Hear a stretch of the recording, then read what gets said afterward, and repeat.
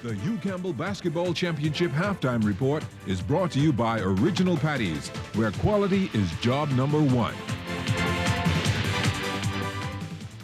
Good evening, folks, and welcome back to the Campbell Isaac Gym. This game, 20-10 after one, but a 17-7 run in the second quarter. And right now, the Tabernacle Baptist Falcons lead this game 37-17 at the break. I think the Tabernacle Baptist Falcons have the fat lady in their locker room. They are tickling her throat, and she is ready to sing that famous tune. But you know, this tournament has had some great players. 18 years, Dexter Cambridge, Loxley Colley, Marvin Ferguson, God respect him. And those players, some of those players, many players have passed through this tournament. Many great players. For those story, here's Chris Sanders. When organizers put together the first Hugh Campbell tournament over 18 years ago, never would they have thought stars would pass through the F. Adley gym. Names like Dexter Cambridge and Loxley Colley quickly jumped to mind.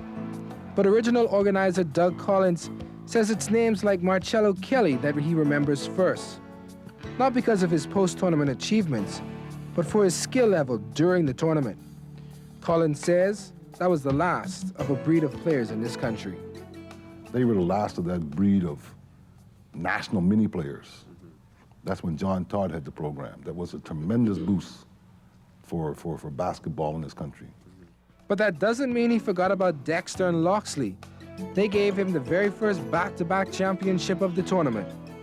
Loxley was Loxley, you know, he's just good.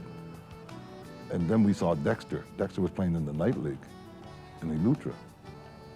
And when I found out how young he was, I called Greg Cox and them, because Greg Cox and them were graduating that year. I said, do you think he could fit in our program? They said, Coach, we're going to recruit him for you. So I really didn't have to recruit Dexter. My graduating players recruited Dexter. They played against him, you see. Hugh Campbell's very first MVP, Bernard Storr, says it was just a special time for him.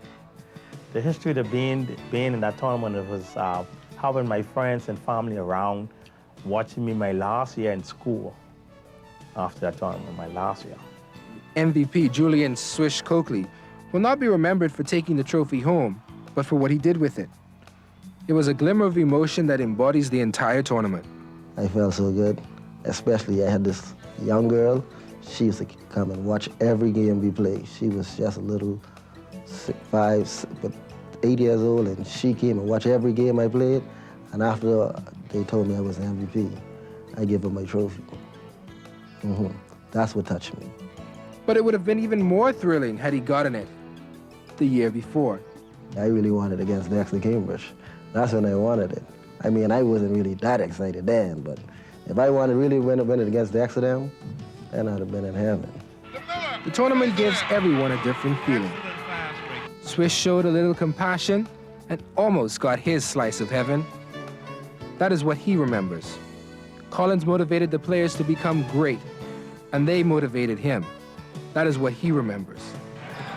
But after this, Hugh Campbell, what stars will we remember?